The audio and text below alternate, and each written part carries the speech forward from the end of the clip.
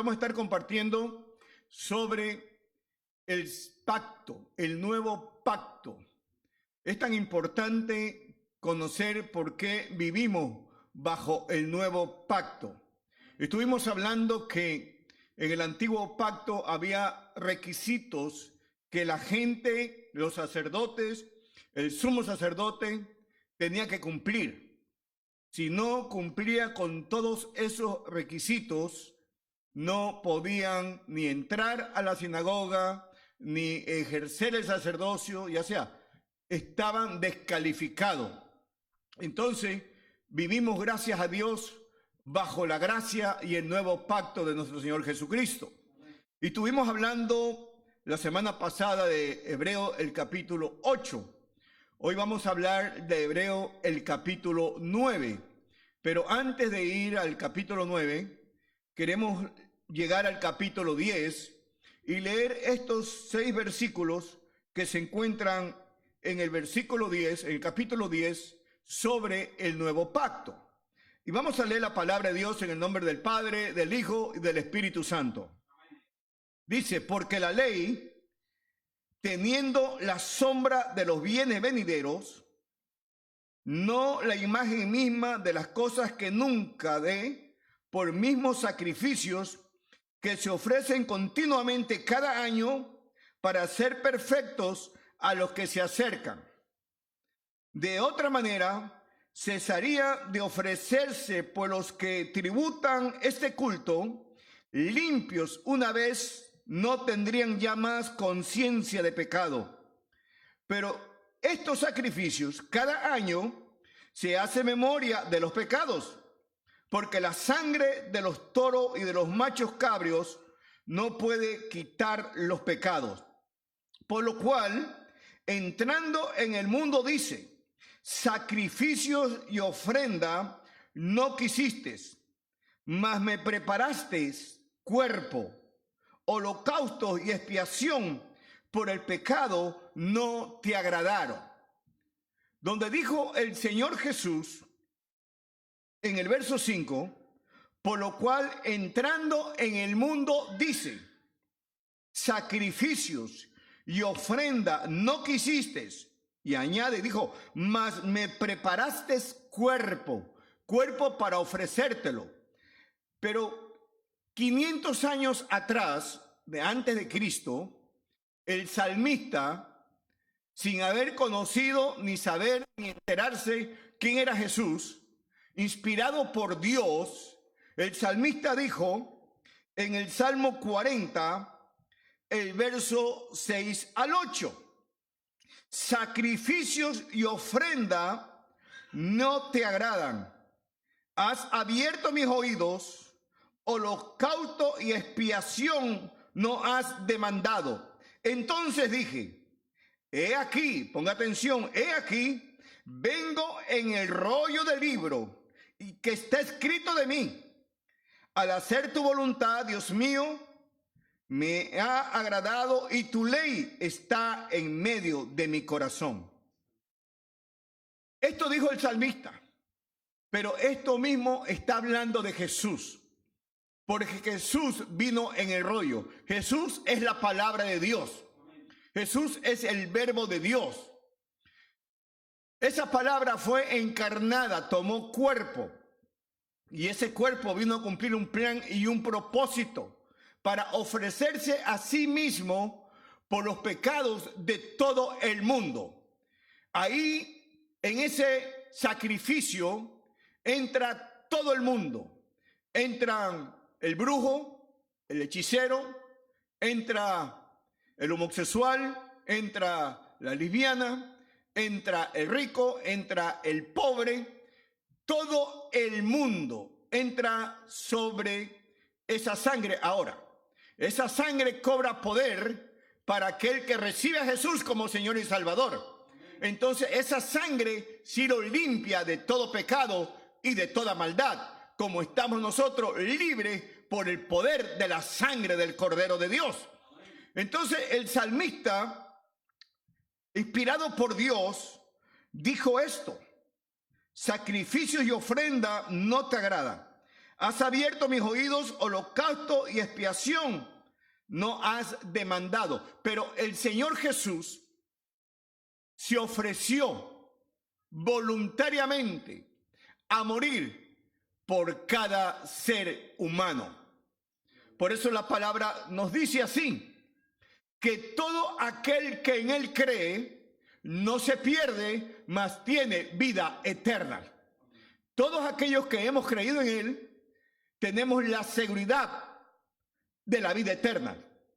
No porque lo merecemos, sino porque nos hemos acercado a Dios, hemos creído en Dios, y la sangre de Cristo, por haber creído en Dios, nos ha limpiado de todo pecado y de toda maldad. Y a través de esa sangre tenemos la entrada al cielo. ¿Por qué? Porque ya el Señor nos ha hecho libres, y al hacernos libres de pecado, de maldad, Él abrió las puertas en el cielo para que todo aquel que en Él crea pueda entrar al cielo por la sangre de Él. Antiguamente, lo dijimos la semana pasada, que las familias tenían que venir al sacerdote, no al sumo sacerdote, sino al sacerdote, al que hacía los sacrificios fuera del lugar santísimo. Allá afuera hacían los sacrificios, pero cada familia tenía que traer un cordero para ser degollado y esa sangre ser derramada sobre esa familia. Y al derramarse esa sangre, quería decir que ese año los pecados de esa familia, toda la familia, eran perdonados, porque la sangre era rociada sobre ellos y la otra sangre era rociada sobre el arca del pacto. Entonces el Señor Jesús, en el nuevo pacto, terminó con todo esto. Pero vamos a ver lo que dice la Biblia. Vamos a ir bien rapidito al capítulo 9, ahí mismo de Hebreo. Dice, ahora bien, aún el primer pacto tenía ordenanzas de culto y un santuario terrenal. ¿Por qué? Porque ahí en la tierra, en el tabernáculo y después en los templos, se hacían todas estas clases de rituales. Y dice el verso 2, porque el tabernáculo estaba dispuesto así. En la primera parte, que donde estaba el velo, tras del velo, ¿qué estaba? Dice que se llamaba el lugar santo. Estaba el candelabro, la mesa de los panes de la proposición. Tras el segundo velo estaba la parte del tabernáculo llamada el lugar santísimo, el cual tenía un incensario de oro y el arca del pacto cubierta de oro por todas partes, y en la que estaba una urna de oro que contenía el maná y la vara de Aarón que reverdeció y las tablas del pacto. Quiero hablar un poquito de esto. En esa arca del pacto estaban las tablas de los 10 mandamientos. Esas tablas de los 10 mandamientos fueron unas tablas que cuando Moisés subió al monte a hablar con Dios, al monte Sinaí, que estuvo ahí 40 días y 40 noches, el pueblo, al ver que no regresaba Moisés, desenfrenadamente hicieron un becerro de oro, porque ellos querían adorar a un Dios. Aunque ya ellos habían visto el poder de Dios abriendo el mar, habían visto el poder de Dios mandando del cielo maná, habían visto el poder de Dios poniendo una nube en el desierto para que no se calentaran, habían visto el poder de Dios poniendo una luz, una antorcha en el desierto en la noche para que todos vieran. Todo eso lo habían visto, pero aún no creían en Dios. Entonces Dios tuvo que hacer diferentes cosas para que esta gente pudieran creer en Él. Se levantó un grupo de gente contra Moisés y le empezaron a decir a Moisés que él no era el que iba a dirigir el pueblo de Israel para entrar en Canaán. Y había un hombre que se llamó Coré, que vino en contra y reunió un grupo para que aquel grupo viniera en contra de Moisés y de Aarón.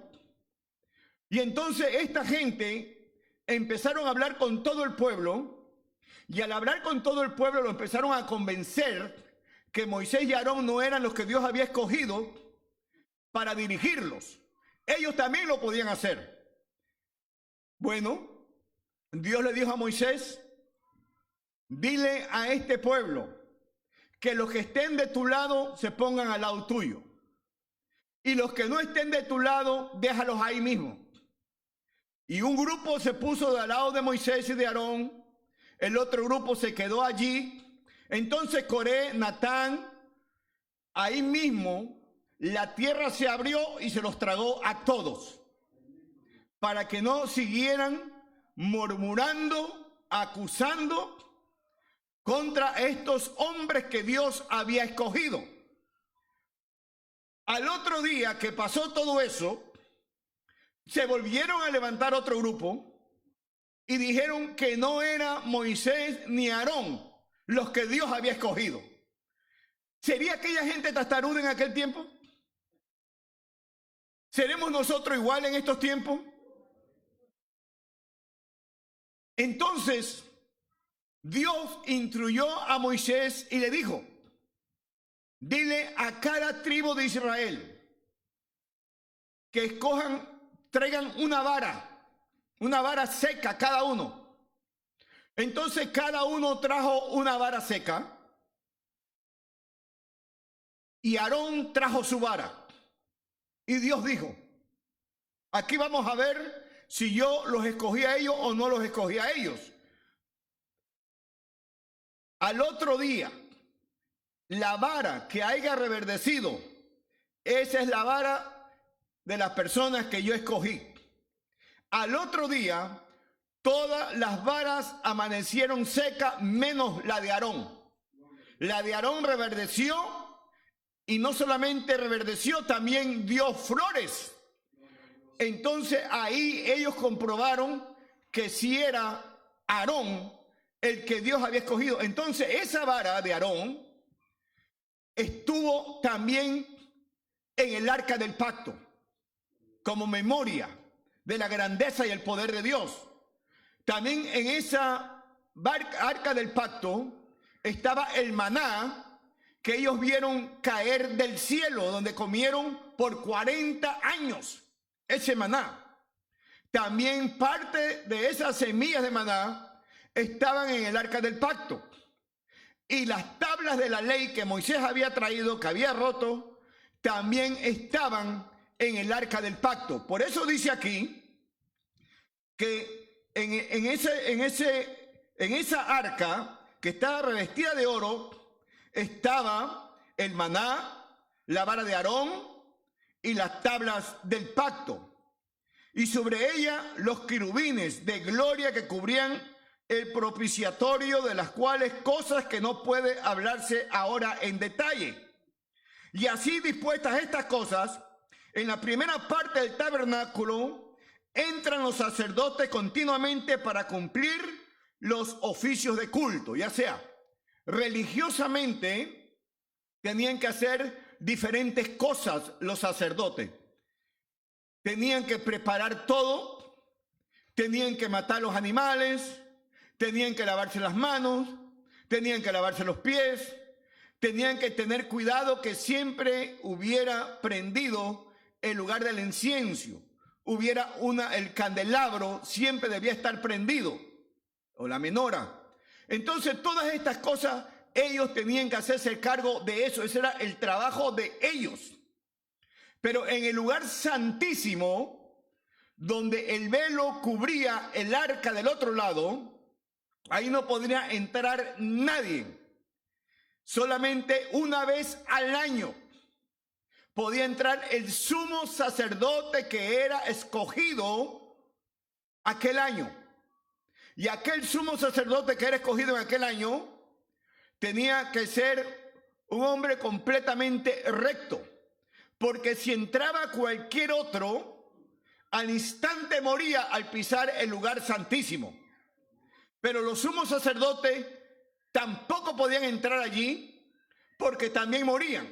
El oficio de los sumos sacerdotes era solamente hacer lo que yo les conté hace rato, pero este hombre que escogían una vez al año, él sí podía entrar al lugar santísimo y Dios le hablaba allí. Y por eso la familia, cuando era escogida de este hombre, afuera del tabernáculo le pedían a Dios misericordia, porque si aquel hombre no salía con vida de ahí, es porque Dios lo había matado. Hubieron 2 hijos de Aarón que se la quisieron pasar de chistoso y le ofrecieron a Dios sacrificio de incienso.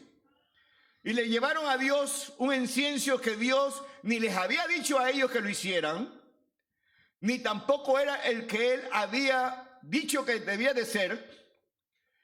Y Dios ahí mismo los mató con fuego, los consumió. Le damos gracias a Dios que no es el mismo Dios de hoy que hace esas cosas. Porque si no, ¿dónde estuviéramos nosotros? Quizás las iglesias se quedaban sin pastores, se quedaban sin congregación. Porque en aquel tiempo Dios, y no es que era malo, era un Dios de justicia. Porque ya les había dado indicaciones, ellos habían visto toda la grandeza, todo el poder, toda la misericordia de Dios, y aún así venían contra Dios, murmuraban contra Dios, murmuraban contra los líderes que Dios había escogido.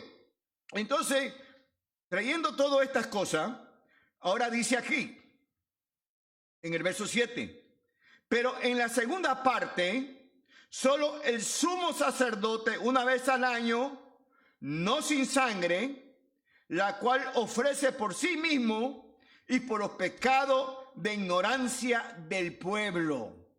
El pueblo ignorante. El sumo sacerdote tenía que ofrecer sacrificio por él y por el pueblo y derramar parte de aquella sangre en el arca del pacto y la otra sangre sobre la congregación de la gente que le habían traído los animales.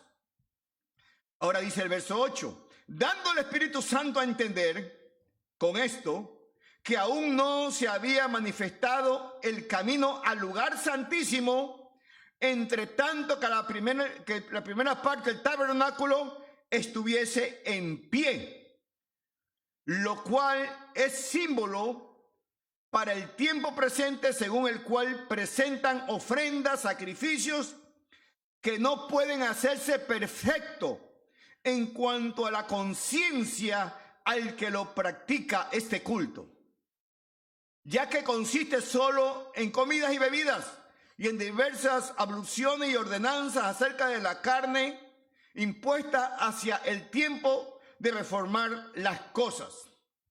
Pero estando ya presente Cristo, sumo sacerdote de los bienes venideros, por el más amplio y más perfecto tabernáculo, no hecho de manos, es decir, no de esta creación, y no por la sangre de machos cabrios, ni de becerros, ni por su propia sangre, sino entró una vez para siempre en el lugar santísimo, habiendo obtenido eterna redención. En el libro de Hebreo dice algo así. Antiguamente, la gente por sí sola no podían pedirle a Dios. Tenían que ir al sacerdote para que el sacerdote hablara con el sumo sacerdote e intercediera por aquellas personas. Es lo mismo pasa con otras religiones. Hay un hombre en esa iglesia que la gente va y le piden consejo sobre el matrimonio, aunque ellos nunca se han casado. Le piden consejo sobre esto, sobre lo otro, y aún ellos ni saben verdaderamente qué es lo que están aconsejando. Pues así mismo sucedía en aquellos tiempos. La gente tenía que ir a estos hombres. Ahora, ¿qué hizo Cristo? Primero dice aquí, en Hebreo, el capítulo 6, el verso 19 y 20, la cual tenemos como segura, ya sea la salvación, firme, ancla del alma, que penetra hasta dentro del velo donde entró Cristo, donde está el Padre, donde Jesús entró por nosotros como precursor, hecho sumo sacerdote para siempre según el orden de Melquisedec. Ya sea, Cristo entró a ese lugar, el tabernáculo, no hecho por el ser humano, sino Dios, ahí entró por así. Ahora, ese sumo sacerdote, hoy en día, es el que intercede por cada uno de nosotros. Ese sumo sacerdote que se llama Jesús aquí en la tierra,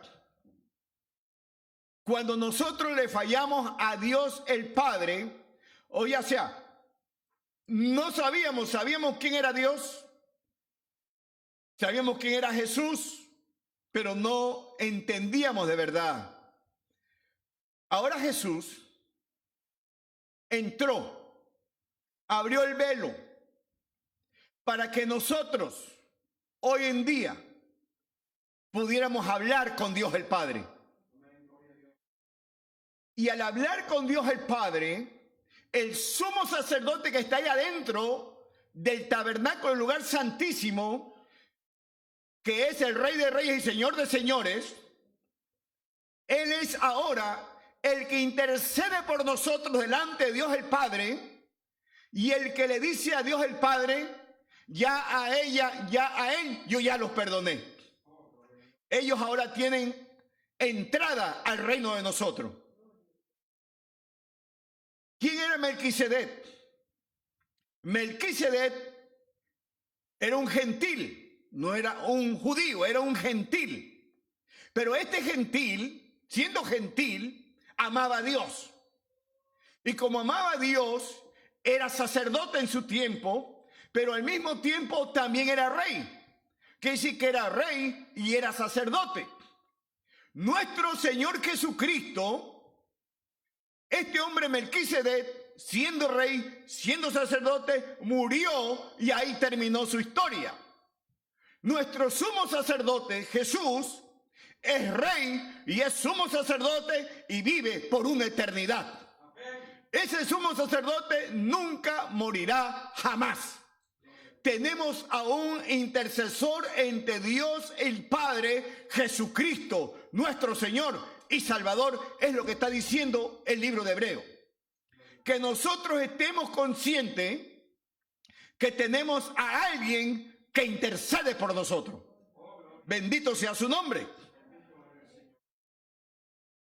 Entonces dice aquí, en el verso 14 de Hebreos otra vez, capítulo 9, porque si la sangre, que diga el verso 14, cuanto más la sangre de Cristo, el cual mediante el Espíritu eterno se ofreció a sí mismo sin mancha a Dios, limpiará vuestra conciencia de obras muertas para que le sirvamos a un Dios vivo.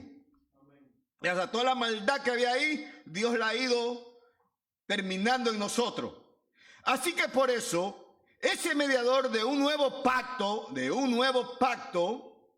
para que interviniendo muerte para la remención de las transgresiones que había bajo el primer pacto, los llamados recibieran la promesa y la herencia eterna. Había un testamento en el antiguo pacto. Y allí la gente en ese testamento estaban sentenciadas. ¿Qué vino a hacer Cristo? Vino a poner nuestro nombre como herederos de ese Nuevo Testamento. Por eso se llama el Nuevo Pacto, porque estamos en un nuevo pacto.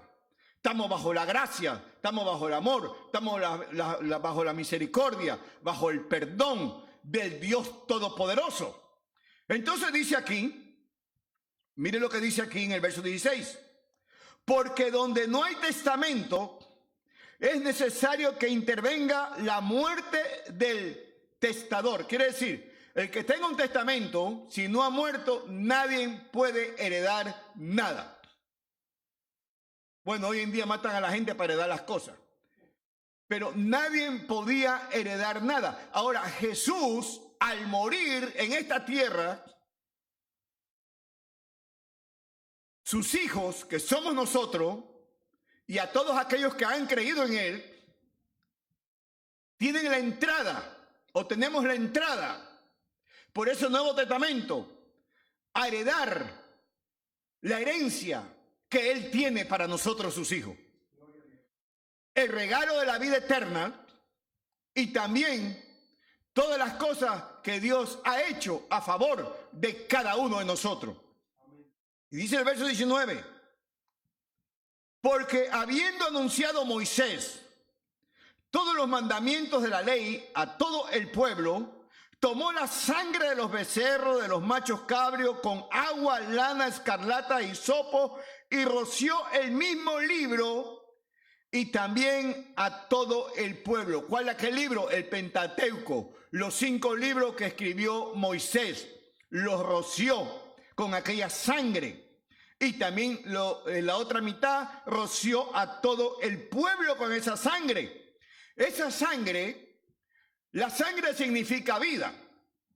La sangre que derramó Jesús al que ha entrado bajo esa cruz, en el derramamiento de aquella sangre, automáticamente, al dejar entrar a Jesús en su corazón, automáticamente los pecados quedan perdonados y recibe una herencia de la vida eterna. Por eso es tan necesario que Jesús entre en el corazón, pero no de una manera religiosa, sino una relación personal con el Dios del cielo. Entonces dice en el verso 23, fue pues necesario que la figura de las cosas celestiales fuesen purificadas así, pero las cosas celestiales mismas con mejores sacrificios que estos. ¿Cuáles son los mejores sacrificios? Lo que hizo Jesucristo, que entró al lugar santísimo a ministrar a Dios al Padre, a interceder por nosotros. Porque no entró Cristo en el santuario hecho de mano, figura del verdadero, sino en el cielo mismo, para presentarse ahora por nosotros ante Dios. Y no para ofrecerse muchas veces como lo hace el sumo sacerdote en el lugar santísimo cada año con sangre ajena. De otra manera, le hubiera sido necesario padecer muchas veces desde el principio del mundo, pero ahora, en la consumación de los siglos, se presentó una vez para siempre por el sacrificio de sí mismo para quitar de en medio el pecado. En esa cruz Jesús acabó con el pecado. Bendito sea su nombre. Por eso mire lo que dice aquí.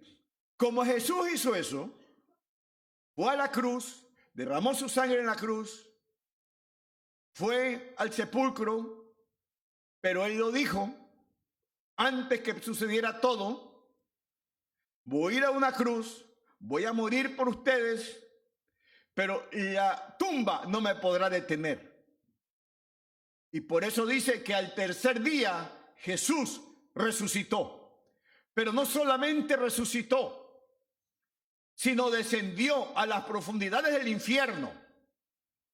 Fue allí y le arrebató las llaves a la muerte, porque la muerte tenía el poder. Y ahora el que tiene esas llaves y el que tiene el poder para dar vida y quitarla se llama Jesucristo. Ahora, hoy en día, Él es la resurrección y la vida. Por eso dice, todo aquel que cree en mí, aunque esté muerto, va a vivir. Lo que hay que creer en él. Y si hay incredulidad, pedirle, Dios, quita esta incredulidad de mí y permíteme creer en ti, para que cuando yo muera pueda tener vida juntamente contigo. Ahora mire lo que dice el Señor en el verso 27. De la manera que está establecido, ya sea, no va a haber otra manera. Es la única manera que se estableció. Y de la manera que está establecido para los hombres, para los seres humanos, que mueran una sola vez. Y después de esto, el juicio. Una sola vez. Y después de esto, el juicio. El caminar con Cristo, esto no es para el que corra, esto es para el que llegue. Porque hay gente que van rápido corriendo, pero al final se cansan y se quedan. Hay otros que vamos paso a paso, pero sabemos que llegaremos. Y que tenemos un intercesor, un sumo sacerdote.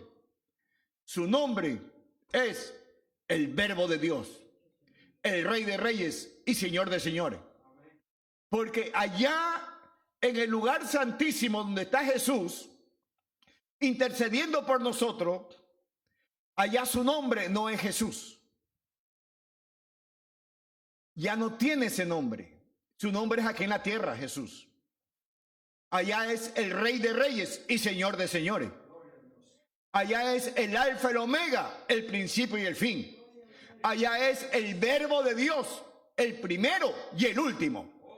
Ese es su nombre, su verdadero nombre. Por eso la Biblia dice que cuando Él venga y lo encontremos en las nubes, en su pierna va a estar escrito el Rey de Reyes y Señor de Señores. Ese Señor y Rey y sacerdote nos ama tanto que murió por nosotros, intercede por nosotros, tiene misericordia de nosotros y nos llena de su amor y de su compasión. Por eso dice Hebreo, miren lo que dice Hebreo 4:16.